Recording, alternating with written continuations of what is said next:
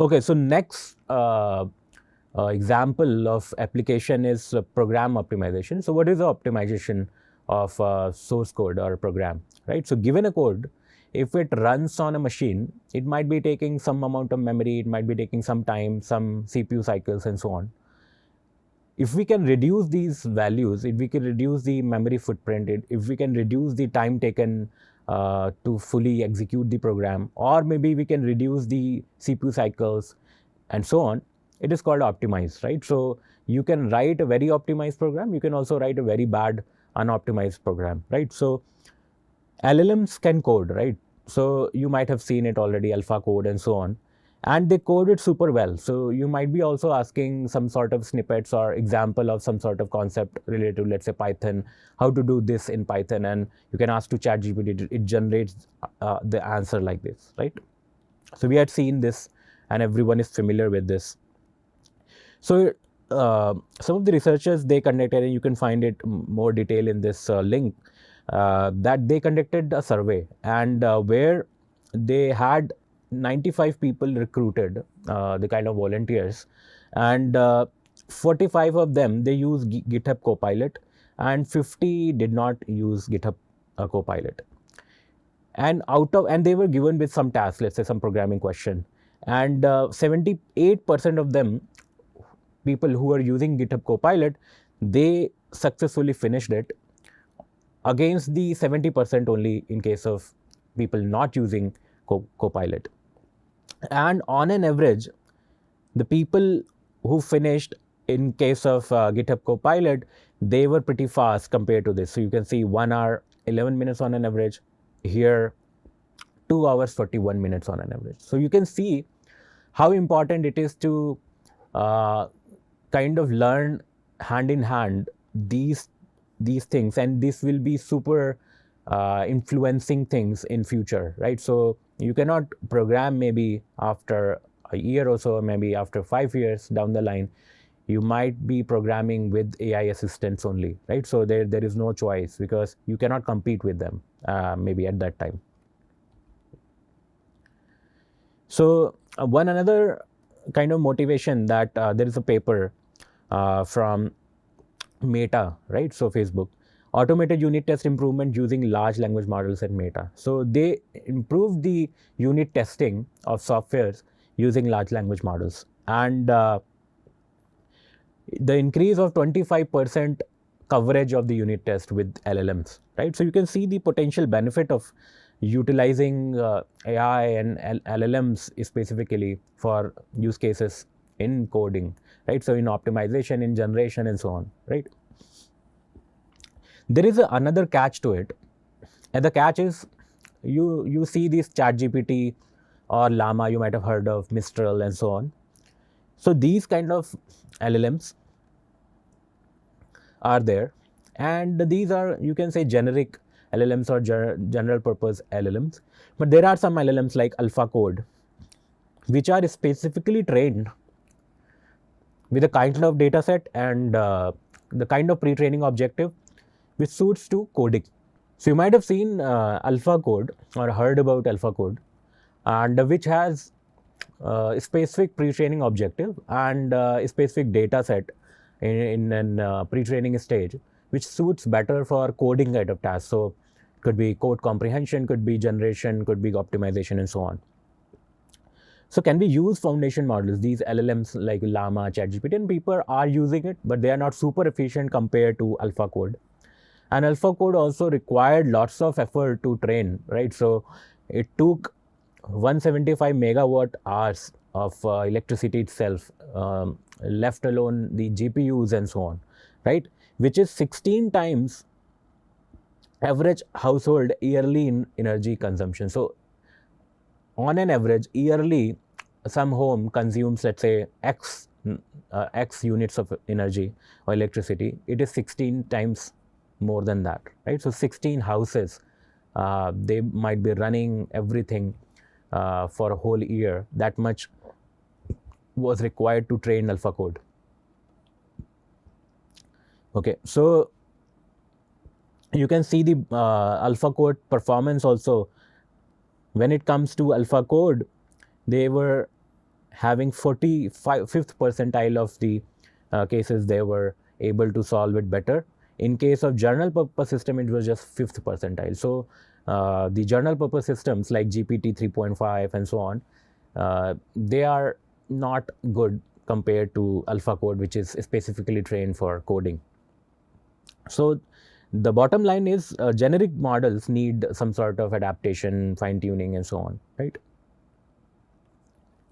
So code optimization is very prominent problem when it comes to software engineering. And let's say given this is unoptimized case, we might be using more memory, more CPUs and so on, and then more time. And then let's say we give this to a program at AI tool or machine learning model, and it turns out that it can convert this very lazy kind of program or not so optimized program to a very optimized program, right? So it would be super good if it can do it, right?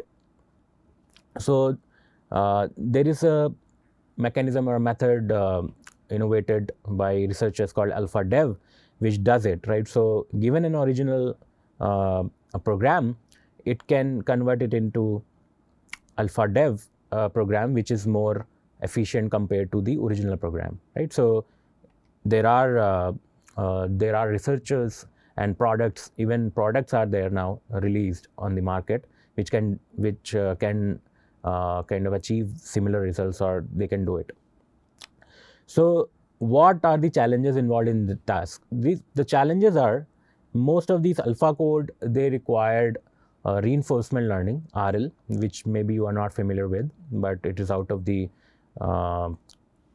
kind of beyond the possibility of covering within this course. So RL is reinforcement learning, which is another kind of paradigm compared to supervised, unsupervised and self-supervised learning, which we had, I think, discussion in previous lectures.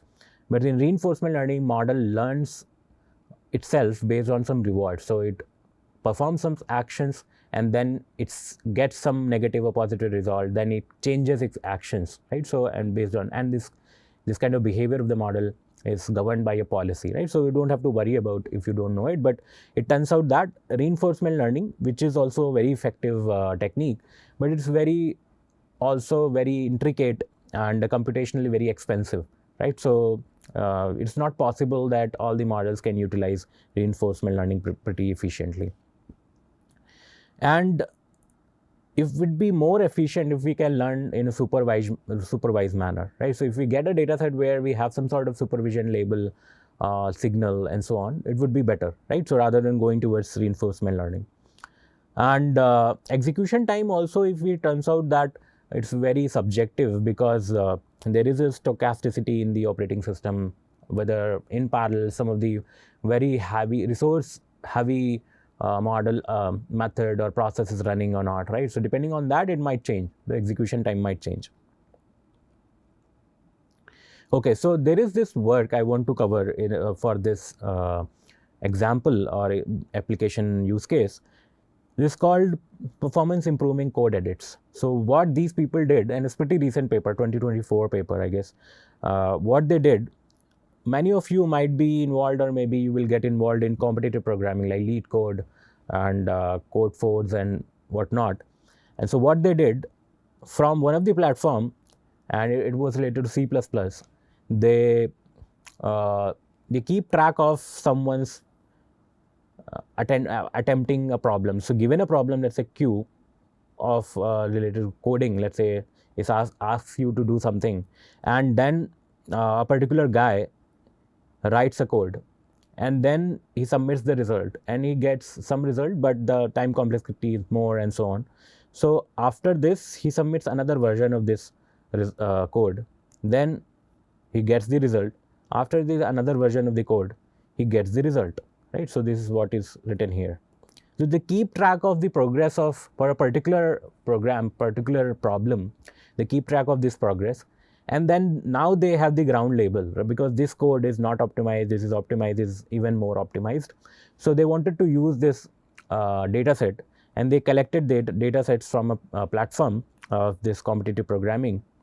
and they tried many things. So what they did try, they did instruction prompting. It's not instruction fine tuning, right? So it's they provided the instruction that given the program below, improve its performance. So program source code is given below and ask model to generate the optimized program.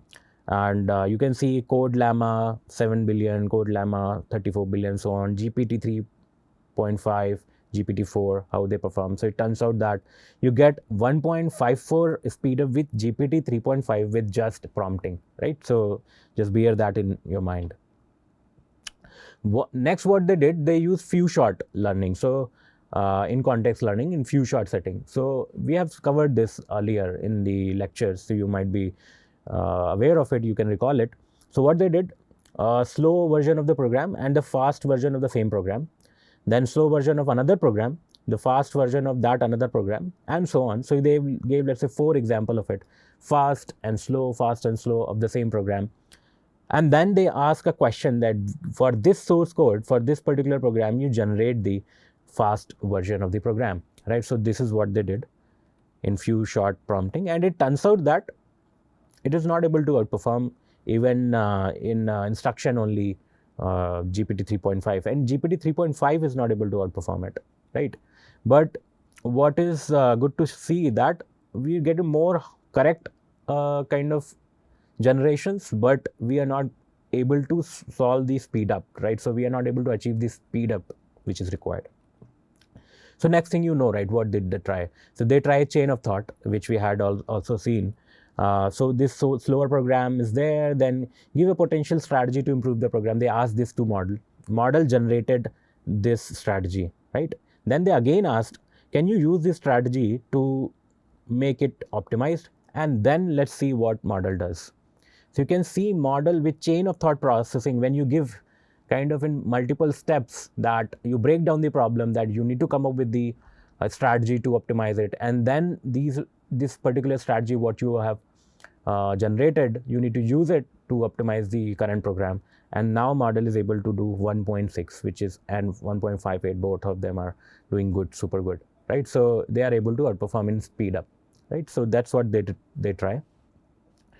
So what are the challenges still persisting with this use case is limited knowledge about how to write a faster code in pre-training. So in pre-training, you are just doing self-supervision, right? So you are masking some of the instructions in the program or some of the statements in the program and then predicting it and so on. And there could be other plethora of objectives are there. So you might be using some of them, but there is no objective which is doing this optimization, right? So optimization objective is not there in pre-training. And few in context examples may not be sufficient. So you are giving in few shot setting, in this case, you are giving a number of like few examples of the same, maybe you have handwritten those examples, but it's not enough for that, right? So that's what empirically they said. So can we use this PIE data set which we had discussed, that from a competitive platform, they kept tracking all the kind of progress of people, how they are solving, how they are making their program better and so on, and then they used these programs for training, right? So this is what their thing is. So let's say this is the program needs to be optimized, this is the input, this is the program I want to optimize.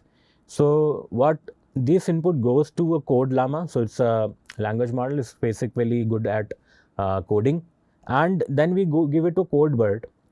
With this code bird you get a representation, and with the PI data set you have already some representation of those progressions of different people when they are optimizing their program. You kind of get the examples similar to what you have here. So you might get these pairs, fast and slow, but they are similar to this particular program, similar to this program, right? And then now you are using these set of examples in your code llama, and then code llama is applied to optimize the program. So this is the overall setup of this, right? And it turns out that if you do it, you're getting 3.95 speed up, times speed up, right? So it's super great, right? So you can see the kind of performance we are getting if you kind of use this hack, where you have similar examples, you have a kind of supervised examples, and you get similar examples which are similar to the input source code, and you add these examples in a few shot, and you get these better performance at the end.